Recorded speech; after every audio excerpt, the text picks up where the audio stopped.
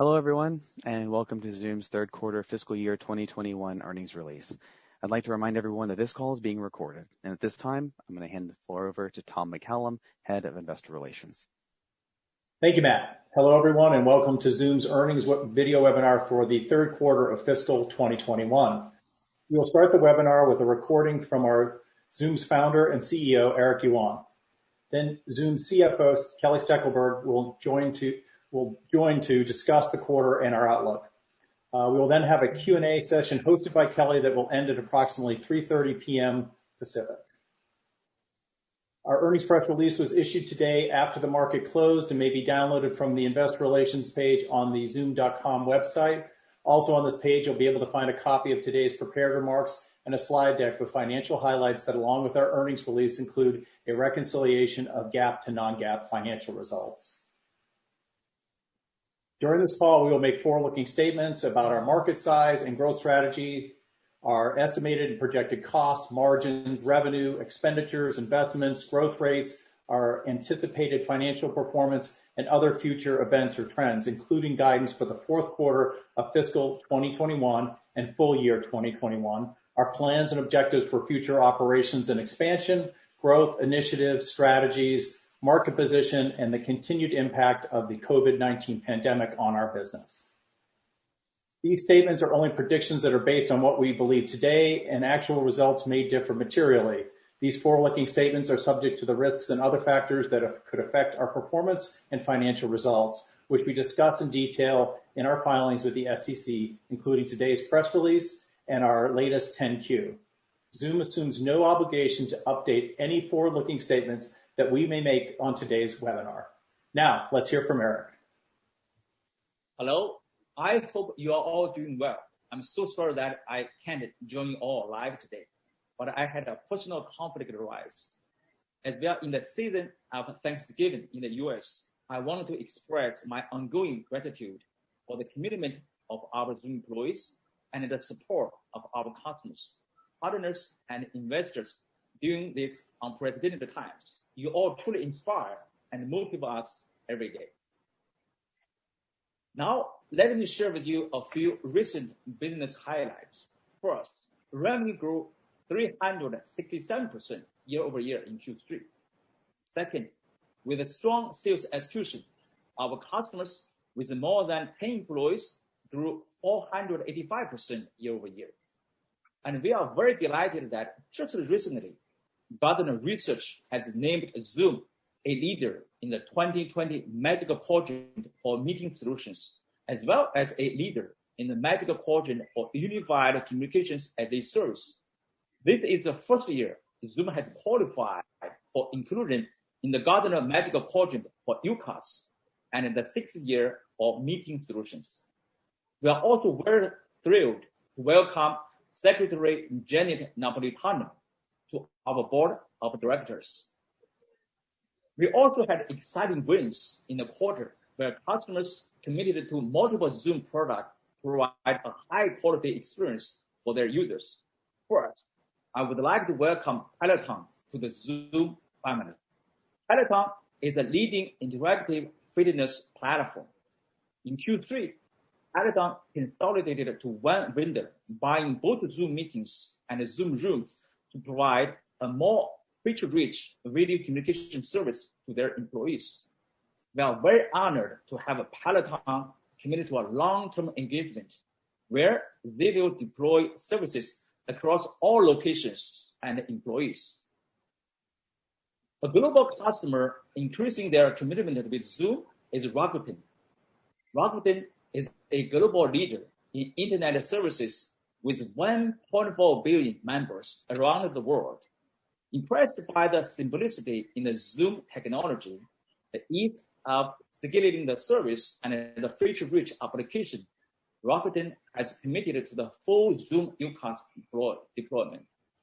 They have grown to 42,000 meetings licenses, more than 1,000 Zoom Rooms, and are currently deploying Zoom Phones across the globe.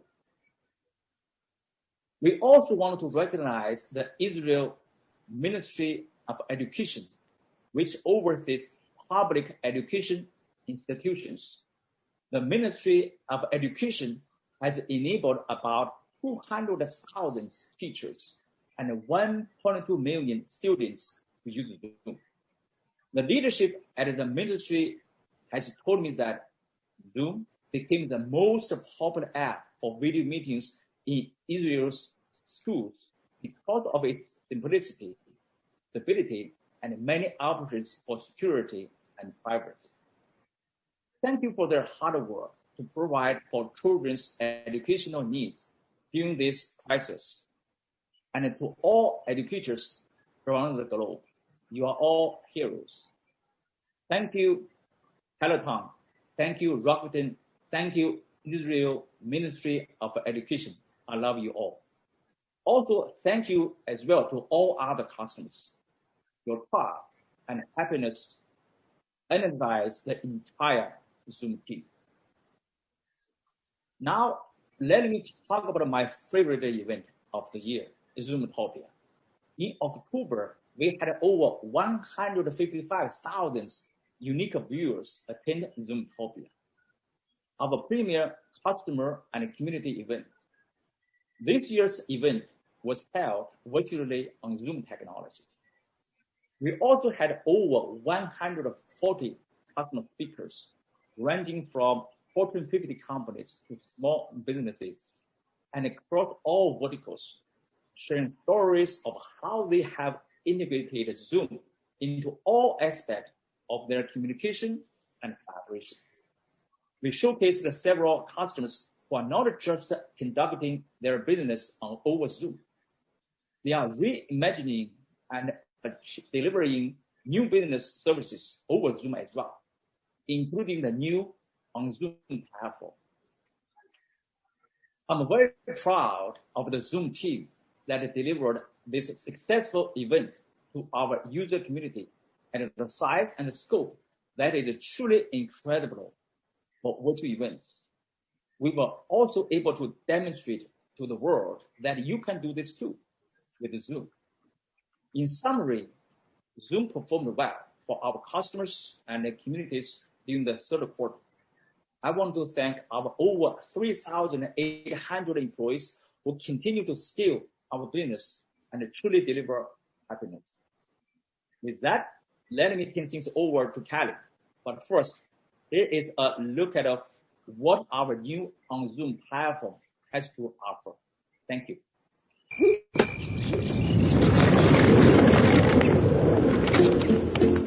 Hey everyone! Hi everybody! Hello everyone! Hola, ¿qué tal todos? Hi everybody, good morning! Welcome to Introduction to Ceramics on Zoom. As we inhale and exhale, We're release. working on this. Don't take it too seriously. Porque lo queremos ir viendo hasta cierto punto. Alright, this is cool. This is a scale model. find that balance of the inhale button. That's a real piece of history. I'm so glad you could join me today.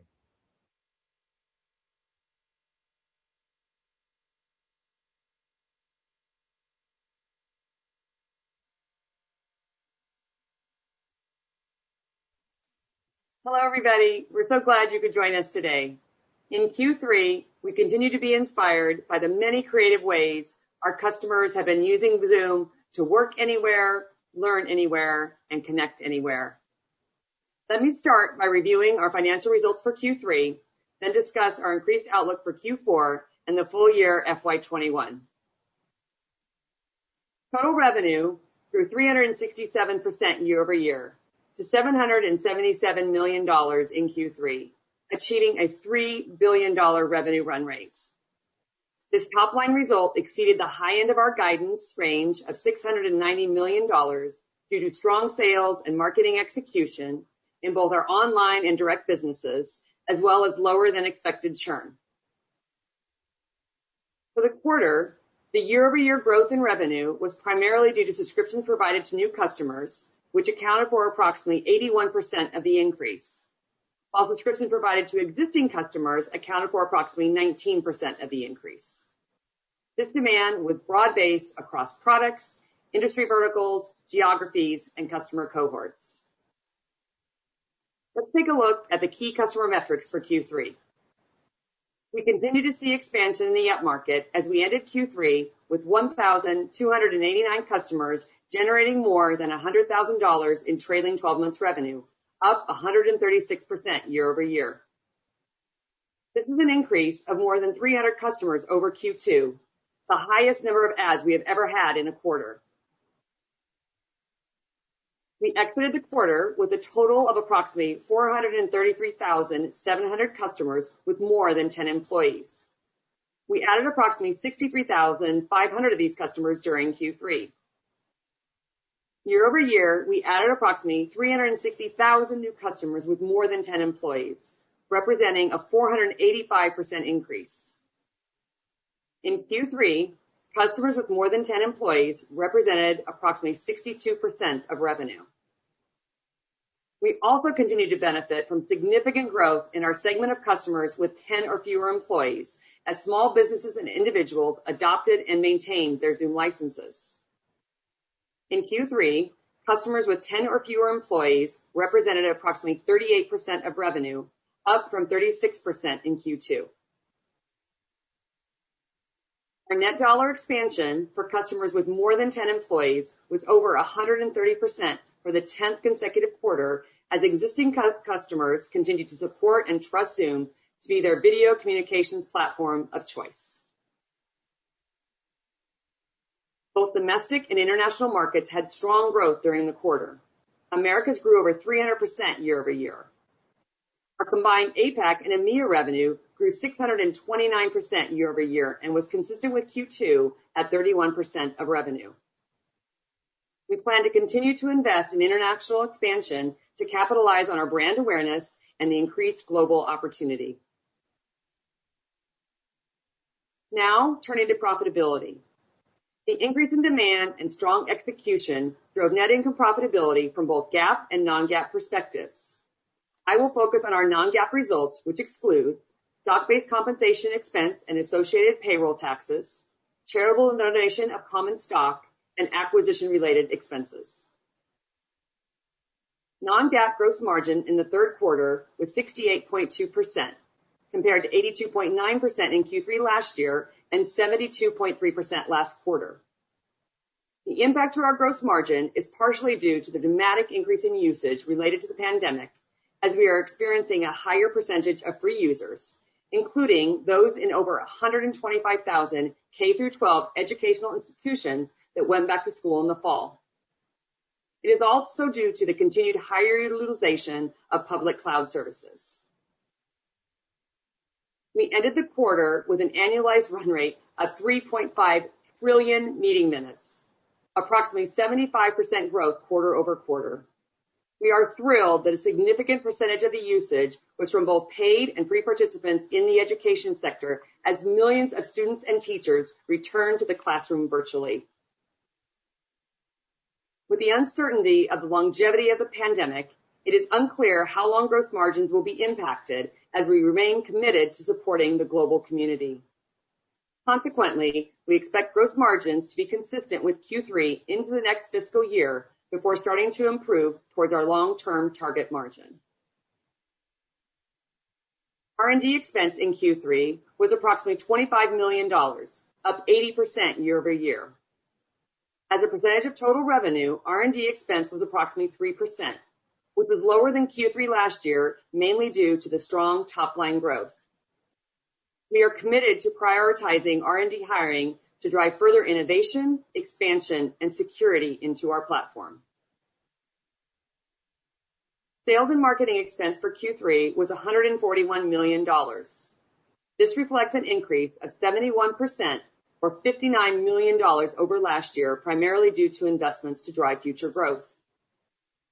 As a percentage of total revenue, sales and marketing expense was approximately 18%, a decrease from Q3 last year, mainly due to strong top-line growth and marketing efficiencies from the virtual production of Zoomtopia. We plan to continue to invest in adding sales capacity and marketing programs over the next several quarters to capture market share and to deliver on our growth opportunities. G&A expense in Q3 was $73 million, up 257% on a year-over-year basis as we continue to scale our G&A functions to support a company of our size. As a percentage of total revenue, G&A expense was approximately 9%, a decrease from Q3 last year.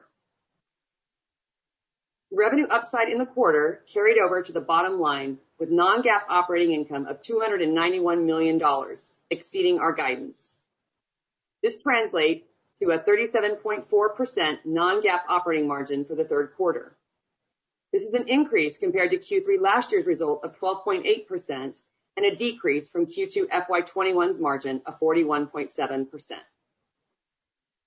Non-GAAP earnings per share in Q3 was 99 cents on approximately 299 million of non-GAAP weighted average shares outstanding and adjusting for undistributed earnings. This result is 25 cents more than the high end of our guidance and 90 cents higher than Q3 of last year. Turning to the balance sheet. Deferred revenue at the end of the quarter was $855 million, up 324% year over year. Looking at both our billed and unbilled contracts, our RPO totaled approximately $1.6 billion, up 215% from $517 million year over year. The increase in RPO is consistent with the strong demand and execution in the quarter. We expect to recognize approximately 72% or $1.2 billion of the total RPO as revenue over the next 12 months, as compared to 64% or $330 million in Q3 of last year. We ended Q3 with approximately $1.9 billion in cash, cash equivalents, and marketable securities, excluding restricted cash. We had exceptional operating cash flow in Q3 of $412 million, up from $62 million in Q3 of last year. Free cash flow was $388 million, up from $55 million in Q3 last year. The increase is attributable to strong billings and collections. For the fourth quarter, we expect to have additional capital expenditures related to the build-out of our data center infrastructure. And as a reminder, we will see the semi-annual cadence of net cash outflows from ESPP purchases to occur in Q4. Now, turning to guidance. We are pleased to raise our outlook for FY21 for both revenue and non-GAAP profitability. And although we remain optimistic on Zoom's outlook, please note that the impact and extent of the COVID-19 pandemic and its associated economic concerns remain largely unknown. Our higher outlook for FY21 is based on our current perspective of the business environment. For the fourth quarter, we expect revenue to be in the range of $806 to $811 million. We expect non-GAAP operating income to be in the range of $243 to $248 million. Our outlook for non-GAAP earnings per share is 77 to 79 cents based on approximately 306 million shares outstanding. For the full year of FY21, we expect revenue to be in the range of $2.75 to $2.58 billion, which would be approximately 314% year-over-year growth. We expect non-GAAP operating income to be in the range of approximately $865 to $870 million, which would be approximately 876 to 881% year-over-year growth. Our outlook for the non-GAAP earnings per share is $2.85 to $2.87 based on approximately 300 million shares outstanding. In closing, as the world is changing, Zoom is privileged to be a driving force enabling connection and collaboration worldwide with our high-quality, frictionless, and secure communications platform. Thank you to the entire Zoom team. With that, let's open it up for questions. If you have not yet enabled your video, please do so now for the interactive portion of this meeting. Matt, please queue up our first question. Our first question is from Phil Winslow with Wells Fargo. Hi, thanks for taking my question and congrats on another fabulous quarter. I really want to focus in on that customer segment with fewer than 10 employees, obviously strong again this quarter. Really two questions here that I want to focus on. First, you talked about some initiatives over the past couple of calls to translate more of these customers from monthly to annual contracts. Wondering if you could give us an update on that. And then second question is, I wonder if you could compare and contrast maybe the trends that you're seeing in terms of Zoom Phone attach between these small businesses and the 10% plus, 10 employee plus segment. So in terms of the activities that we're doing to convert those monthly customers to annual, those continue. It's a significant part of the focus of our marketing team, and we have seen movement in that area. It's not something we're going to talk about really specifically, but we're excited about the prospects and people that continue to see the value of Zoom and want to commit to longer term agreements. So that's great. And then in terms of Zoom Phone, what's great about this, we have seen consistent performance across all segments of the business, all the way from small business up to enterprise. In fact, as we continue to see strong performance in Zoom Phone, we once again had our highest deal to date in Q3. So very excited about continuing to see progress there. Great. Thanks, Kelly. And once again, thanks for your support of K through 12 education. I've been on 2 Zooms with my daughter's school over the past 2 weeks, so thank you for that. Great. Thank you, Phil. Question, please, Matt. Our next question is from Bhavin Suri with William Blair. Hey, guys, and let me echo my congrats there. 2 quick ones. One, Kelly, on linearity in the quarter, was there any in terms of deals? And then really quickly, as you look at the expansion of the product, you've built Zoom Phone, you've got the PBX working, you've got it global, you've gone into various areas, but a natural extension might be something like call center. I'd love to understand how you think about that opportunity and what you might, is that an area you might explore, an area you might visit, or is that sort of too far afield? Yeah. Great to see you, Bhavin. Thank you. So in terms of Q3 linearity, it was more front-end loaded than our traditional seasonality, especially as we continue to see strength in that customer base with fewer than 10 employees, that many of them are buying online and they're buying via credit card. What we expect to see especially as we move into Q4, that we're going to start, as we move more towards fulfillment through our direct sales channel, that it will be more back-end loaded and more, kind of our traditional seasonality that we saw pre-COVID. And then in terms of call center strategy, we agree with you. The call center, contact center is a really important part of the strategy around Zoom Phone. And the way we're approaching that today is through partnerships with many of the great contact center providers that are out there today. And we think that works really well as we have strong integrations with them. And it gives our customers the opportunity to work with the contact center provider of their choice, but to do it with Zoom Phone in a very seamless way. Got it. Thank you. Yep. Thank you. Our next question is from Sterling Auty with JP Morgan. Yeah, thanks. Hi, guys. So, Kelly, I want to circle back to the customers with less than 10 employees, and specifically, you made the comment that churn was better than expected in the quarter. Was that attributable to the entire customer base or specifically to these smaller customers? Hi, Sterling.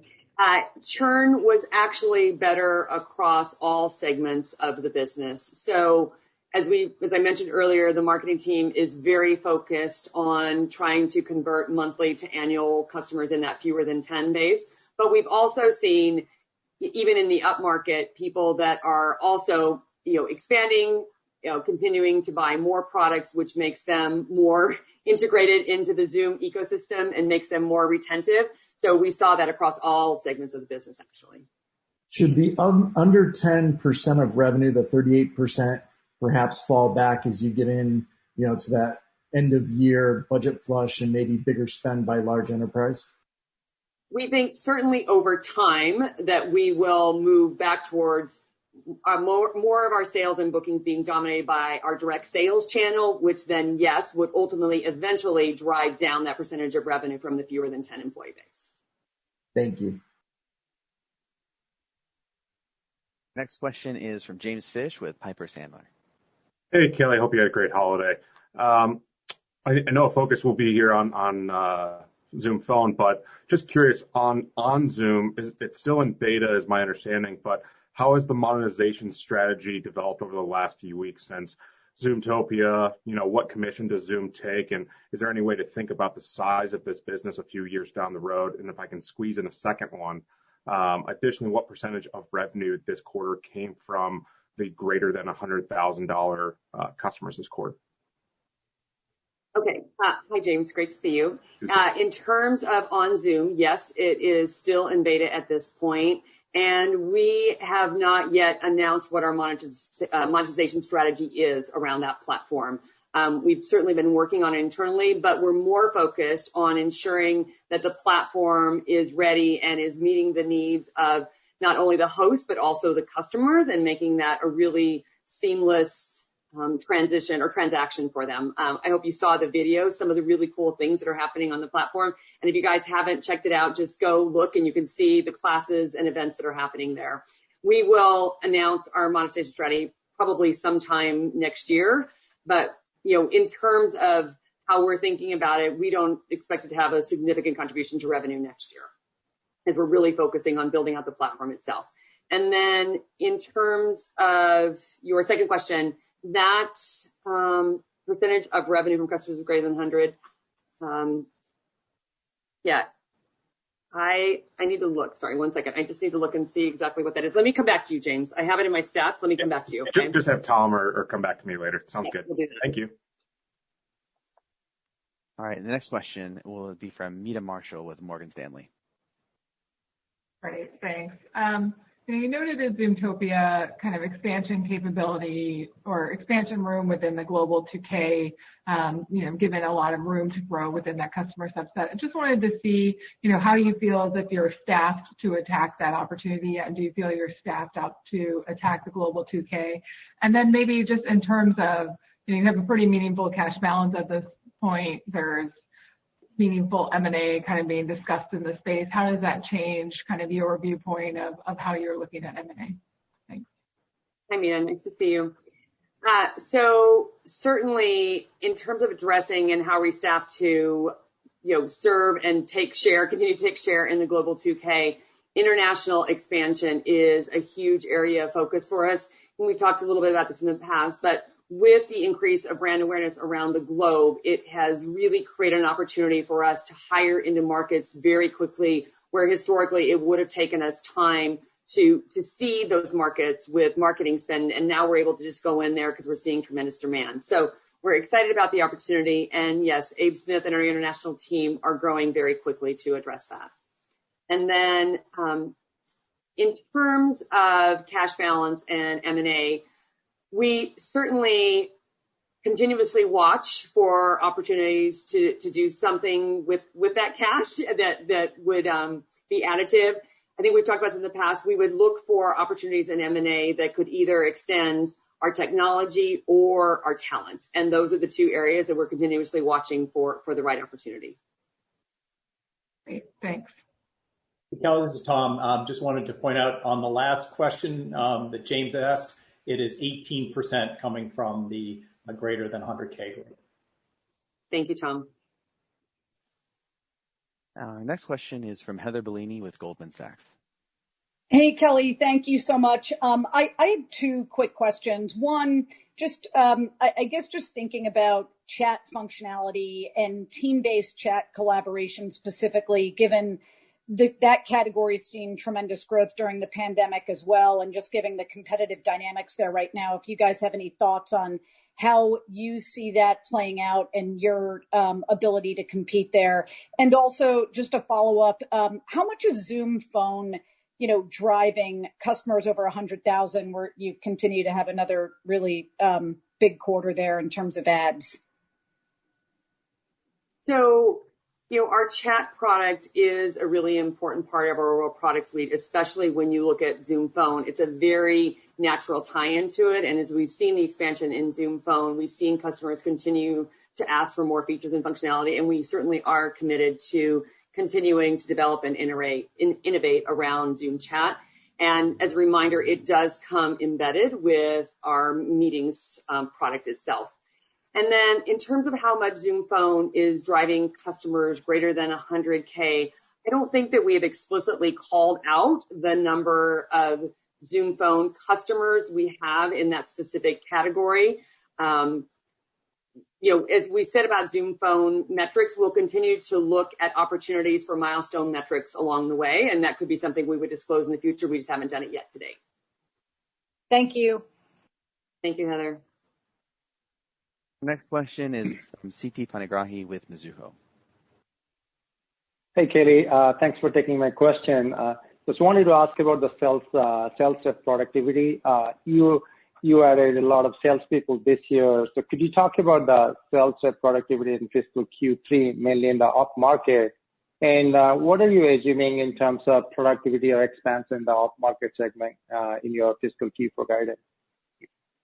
So in Q3, we continued to see strong sales productivity across all segments of the business. But when you look at the results from Q1 to Q2 to Q3, they are starting to come down to more normalized rates. And when we're looking forward and thinking about Q4 and into next year, you should think about that our reps are returning to more normalized pre-COVID sales productivity levels. And that's how we're thinking about it. We're still obviously working on our FY22 plan, but that's how we're thinking about it at a high level. Great. Thank you. Thank you, Sadie. Our next question is from Matt Van Vliet with BTIG. Hi, thanks for taking the question. Maybe just wanted to dig in a little bit more on the international side of the business.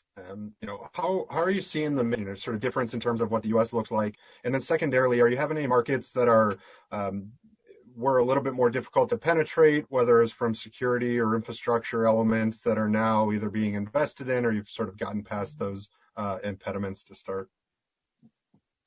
Yeah. So if we talk about the second part of your question first, in terms of security and privacy, we've obviously focused a lot on this as a company on a global basis over the last 9 months.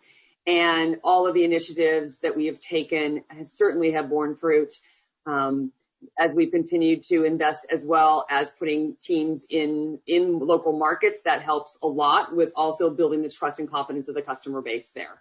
So certainly that we've seen progress there. And then in terms of, what was the first part? How is the U.S. different in terms of, did you ask about minutes usage? Is that what you asked? No, just mix of, are you seeing larger customers, whether it's 100 customers, or are there more kind of individuals there? Any differences? Yeah. Again, we've seen strength across all segments internationally. If you remember, I think it was last quarter, our largest customer in the quarter was an international customer. So we're really excited about the progress they're continuing to make there. All right. Thank you. Thank you, Matt. Our next question is from Will Power with Baird. Great, thanks. Yeah, Kelly, you noted the really strong usage growth, I guess sequentially. I think you cited 75% usage growth.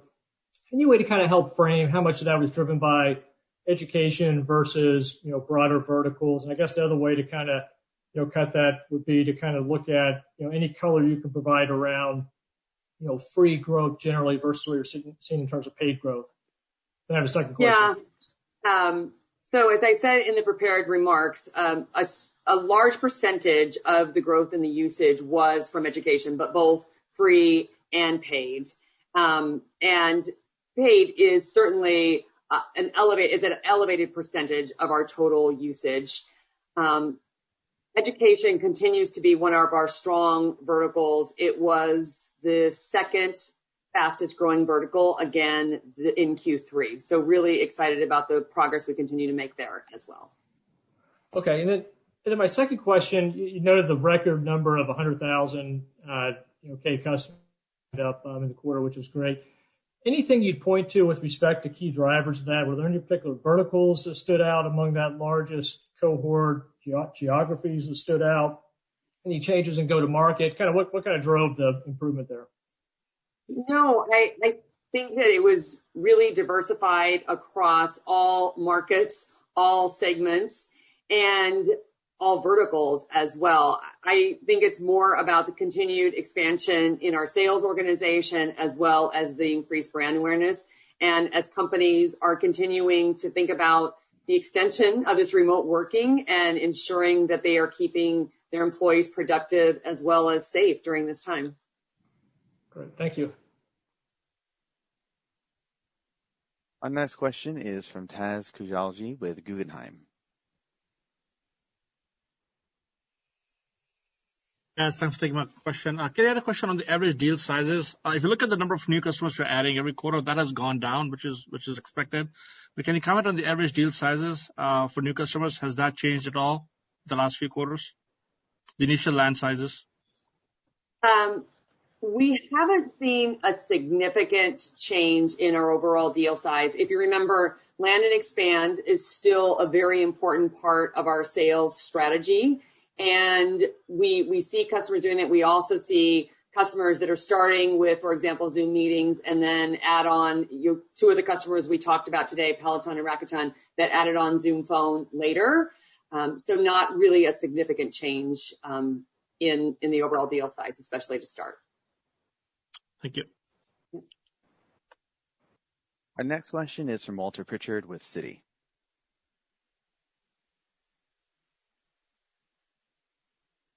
Hi, Walter. There we are. Okay.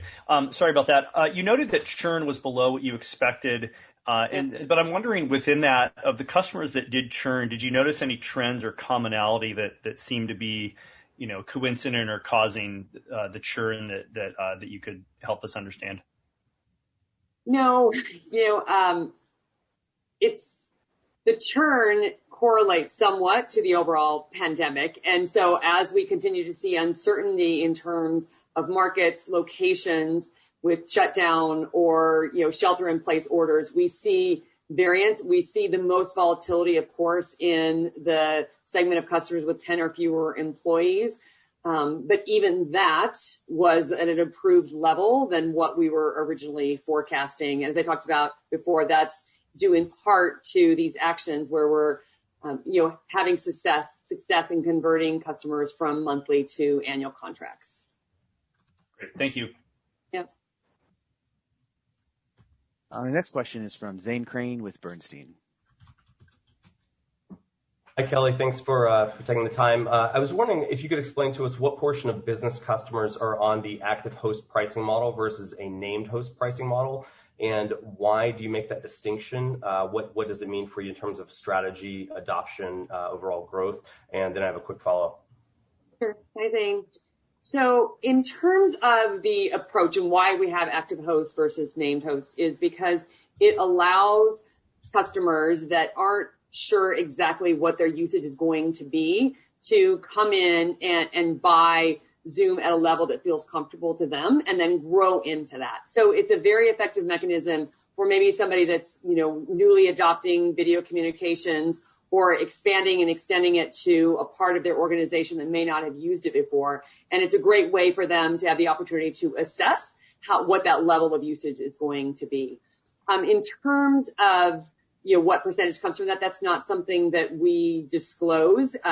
It's really a mix depending on the customer segments and how those customers want to buy. That's helpful. And as far as the customers that are on the active host pricing model, how long is the lag, or how should we think about the relationship between revenue and usage? Is it a 1 month lag between the monetization versus usage? Is it a quarter? Is it a year? How should we think about that in general? Yeah, so the active host model is most prevalent in our upmarket customers, and the typical structure, of course, again, we're focused on delivering happiness to our customers, so these are all things that are negotiable. The typical structure of a deal would be they would have access to a set number of licenses. They would pay for some fraction of that for the first year, and then after a year, we would look at where their high watermark was of usage for those hosts, and that would be their true up then for the next year. So should we interpret that as meaning customers that have not hit that 1 year anniversary, those maybe in Q1 or Q2 that have expanded significantly in the last year, we should still see improved monetization of those in Q2, Q3 next year maybe? There's absolutely the potential in that scenario that yes, there's a step up for those customers if they've expanded through where we started them in their minimum commitments at the beginning of their contract. Yes. Super helpful. Thank you very much and congrats again. Thanks, Zane. Our next question is from Brad Zelnick with Credit Suisse. Great. Thank you so much. Hi, Kelly. Hey, Tom. How are you guys doing? Hi, Brad. I'm good. How are you? Very well, thank you. I echo my congrats. Just a question following up on a earlier question about geographies. Seems healthy growth all around, but if I look at EMEA, only 5% growth sequentially. Just any reason to call out why it would be a little bit weaker relative to the Americas or Asia Pac? No, nothing significant there to call out. Some of these regions are just impacted by larger deals in the quarter, and otherwise nothing significant really happening that's of note. Again, some of the growth across these regions is dependent upon where these markets are from the pandemic sort of cycle. And if you look back to Q3, I think at the beginning of Q3, Europe was in a very optimistic situation. And unfortunately, we've seen sort of some of that reverting as we've gotten to the back half of Q3. So it's a little bit variable with what's happening in the overall pandemic itself. Great. If I could throw in a follow-up for you, just on the channel strategy, any updates that you can share? What's the measure of success there, and how are you performing against that? Yeah. So first of all, the channel continues to be an important part of our long-term strategy, especially internationally and around Zoom Phone itself. And the way that we measure it internally, or one of the ways that we measure it internally, is by looking at the percentage of revenue that is touched or comes through the channel or is touched through the channel. That's not something that we've disclosed publicly in a long time, but it might be something that we continue to evaluate for potential disclosure in the future. Great. Thank you so much for taking the question. Yeah, thank you, Brad. Up next, we have Richard Valera with Needham.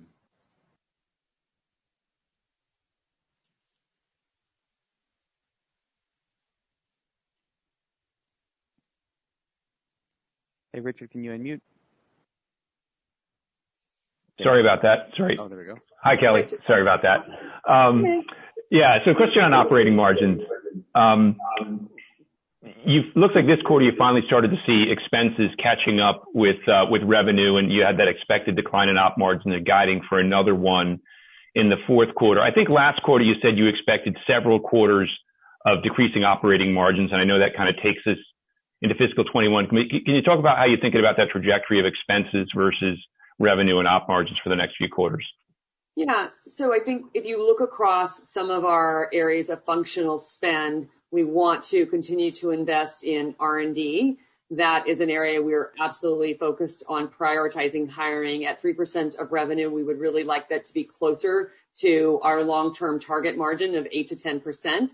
And then, of course, in sales as well, focusing on adding sales capacity and also spending a little bit more around marketing as we think about, promoting Zoom Phone and some of the other new products and platforms like on Zoom. So those are the areas that we're thinking about investing in, and that's as we said, over the long term, why you should expect to see that margin continue to decrease. Got it. Just a quick follow-up, if I could, on phone. You've added a lot of functionality to that product over its short lifetime, and I guess most recently really expanded the international footprint. Where are you now in terms of where you want that product to be and where you need it to be competitively? Are there any major outstanding features or functionality you think you need to add to phone to complete it? Yeah, we think we're very well situated from a competitive feature and functionality perspective. And as you said, we announced last quarter that we're in 44 markets from a native Zoom Phone deployment perspective. So really feel great about the progress we've made around that and are excited about the continued progress that we're seeing with Zoom Phone. Great. Thanks, Kelly. Yep, thank you. Our next question is from Rishi Jaluria with D.A. Davidson. Hey, Kelly, thanks so much for taking my questions. Nice to see continued strength in the business.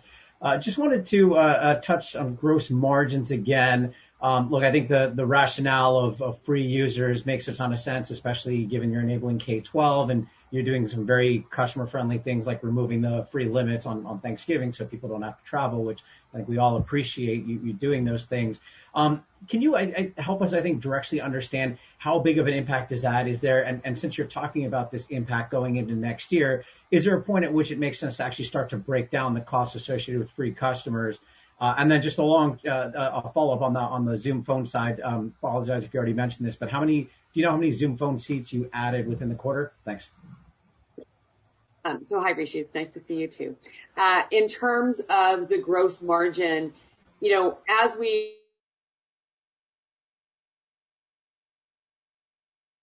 through 12, also, lifting the limit for holidays like Thanksgiving, and we're really excited about the opportunity for us to do that.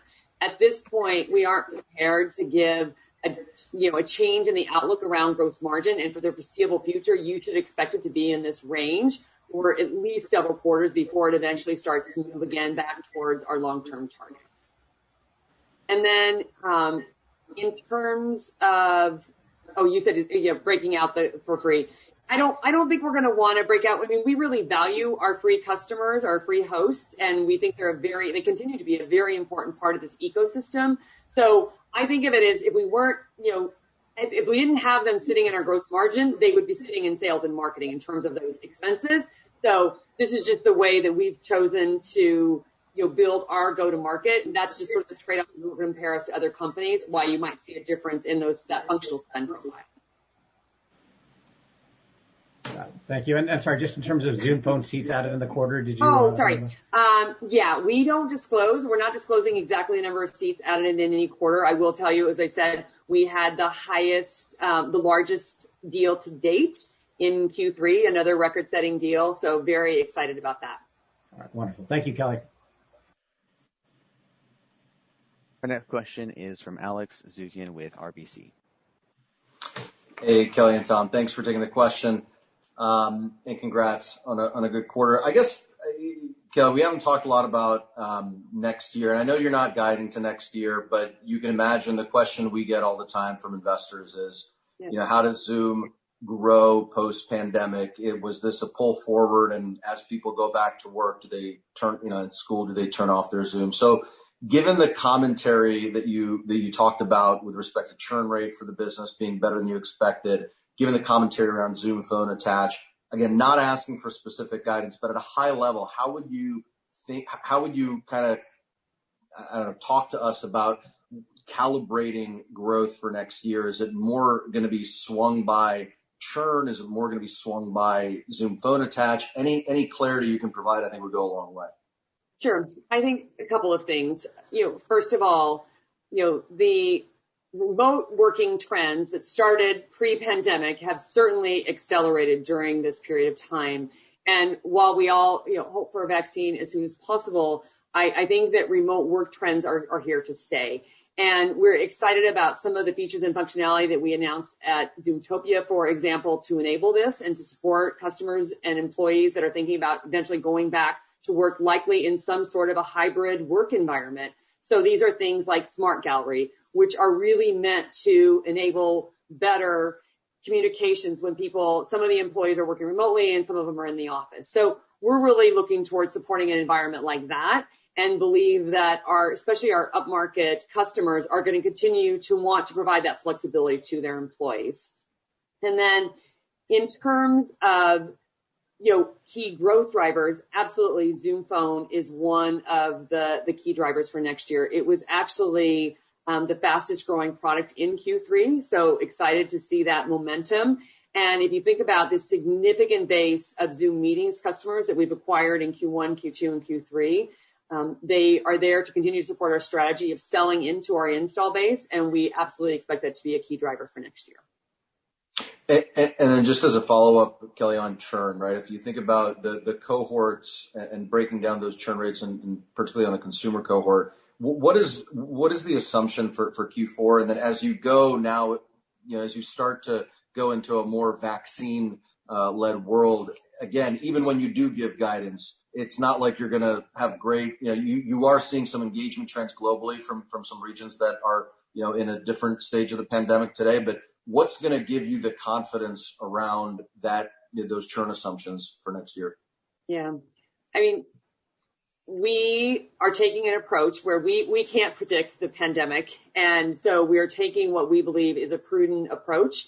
We do assume that the churn in the mass market, so the customers with fewer than 10, will continue to be elevated compared to both, the pre-pandemic level that we saw, as well as extremely elevated compared to the upmarket segment of our customer base. So our overall, the relative assumptions haven't changed. We've just seen slight improvements from what we were expecting. And I think that's due to many factors we've already talked about, people continuing to see the value in Zoom, people embracing this remote work and assuming this is how this is going to be for a very long time, as well as the efforts that we're making to help people see the value and convert from monthly to annual. Great. Thank you so much. Stay safe. Thank you, Alex. Thank you. You too. Our next question is from Ryan Kuntz with Rosenblatt Securities. Hi, great. Thanks for the question. Kelly, can you expand a little bit on your relationship with Lumen Technologies, former CenturyLink, a little bit there? And do you envision that as something that you would expand the REST DSP market, potential channel relationships? How do you frame that up? Thank you. Yeah. So as I mentioned earlier, channel continues to be an area of focus and an opportunity for growth for us. We don't really comment on specific relationships because we love all of our channel partners equally. And but certainly this is an area, it will be an area of driving growth for next year. Helpful. Thank you. Yep. Our next question is from Tom Roderick with Stifel. Yeah, thanks, Matt. Hi, Kelly. Great to see you. Thanks for doing this. So I wanted to go back. The one question before was sort of on operating margin and the leverage in the model, and obviously, the investments in sales and marketing. I think we all get that. Very interesting to see R&D be down sequentially, especially with all of the enhancements that we've seen in the product. Can you talk a little bit more about just structurally R&D? How much more do you need to throw at it for Zoom Phone, on Zoom?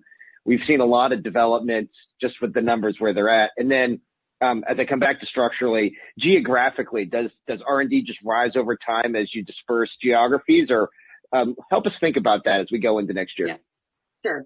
So in terms of the dollar decrease that you mentioned from Q2 to Q3, that's due to the fact that there was a pretty significant consulting agreement in Q2 related to continuing to build out security and privacy on the platform. And that's why you see that decrease from a dollar perspective quarter over quarter.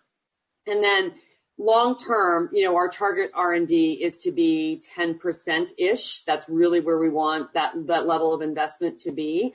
And your point is exactly right. It will start to increase naturally as we diversify our talent pool. In terms of geographic locations and hiring, we are really focused on hiring the best talent wherever they are. And, working remotely has really enabled us to do that and to find great talent in multiple locations in the U.S.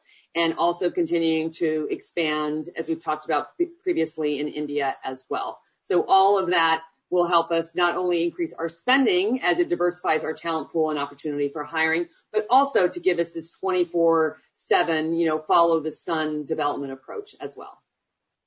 Yeah, and I'm glad you mentioned the consulting agreement. So just really quickly as a follow-up, you got the end-to-end encryption really quite quickly. What's been the feedback from corporate clients on that, and how is the performance of the overall system held up relative to keeping that an option for all customers out there and not just paying? Yeah, so just to clarify, it is available today for all free and paid customers with up to 200 participants in their meeting. And so far, we are in this state of it's generally available, but in technical review. So taking feedback from our customers, and so far that has largely been positive, and we haven't seen any impact that would indicate that we need to approach our go-to-market any differently with it. Great. Congratulations. Thank you. Thank you. Thank you, Tom. Our next question is from Ittai Kidron with Oppenheimer. Thanks. Hi, Kelly. Thanks again. Great results. Just a clarification and a question from you. The clarification regarding Alex's question on churn, just to make sure I understand your churn change assumptions heading into the fourth quarter. Are you assuming the same assumption that you made heading into the third quarter, or you're taking the churn assumption that actually transpired in actuals in the third quarter? And then my question is about the federal vertical. It is a September quarter is the year end for the vertical, so it fell within your October quarter. How did that behave, and how does the pipeline look around that vertical going forward? Yeah. So as we are looking into Q4, we continue to assume that the churn assumptions that we're using are more consistent, or we're using modeling are more consistent with how we were thinking about it as we came into Q3, and not necessarily assuming that we see that improvement that came to actuality in Q3. And then in terms of the verticals heading into Q4, I mentioned earlier that education was one of our strongest growing verticals. Government was actually our strongest growing vertical quarter over quarter in Q3. So, excited about the progress that team is continuing to make. That's great. Thanks. Yep. Thank you, Itai. Our next question is from Shebly Serafi with FBN Securities.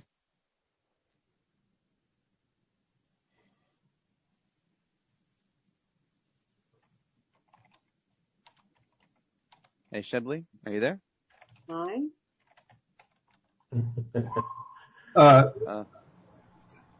Can you hear me? Oh, yep, there we go. Can you hear me? There you are. Hi, Shebly. Yeah, hi. On the gross margin, which was pressured in Q3, and you're lowering the outlook for the near term, was the bigger factor the free usage or the public cloud increase? They are both having about the same impact, honestly. It's pretty comparable split between the two. Okay, and the second one I have for you is we're in the middle of a brutal second wave. And, obviously last time when the first wave hit, you guys benefited a lot. And so I'm just trying to see if over the past month or two, you've seen some inflection point higher than the typical trend over the past 6 months, say, because of the second wave. I wouldn't say that we've seen an inflection point like we experienced in Q1. No, I know that, but just slightly higher because of the second wave. Any kind of positive effect? It's really early. I think that it depends on where you're describing or when you're characterizing the second wave is happening. Some of that would be falling into Q4, and thus that would be reflected in the guidance that we just gave in terms of what we're currently seeing around, the business environment that we're seeing based on what we understand to be true around the pandemic. Okay. Thanks a lot. Yeah. All right. We have time for one more question. So our last question is from Ryan McWilliams with Stephens. Hey, Kelly. Thanks, guys, for squeezing me in once again. So one thing we haven't talked about recently is Zoom Rooms, and maybe I'm taking an optimistic approach here, but hopefully as things return to normal into next year, are you seeing enterprises starting discussions now about rationalizing their office footprint and video enabling more Zoom Rooms? Can you just talk about how that's changing? Thanks. Yeah.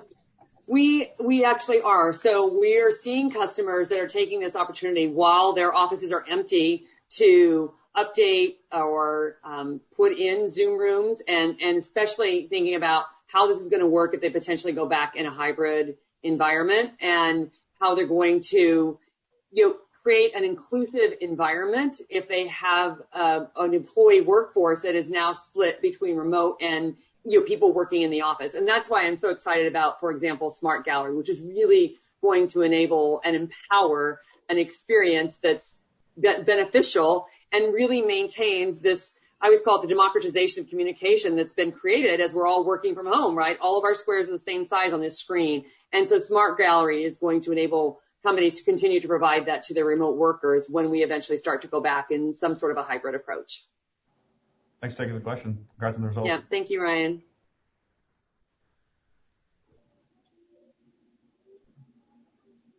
That was our last question for the day. Okay. Thank you, Matt. And thank you all so much for joining us. We appreciate your support during Q3. And thank you again to all of our Zoom employees that made our quarter possible. Thank you, everyone.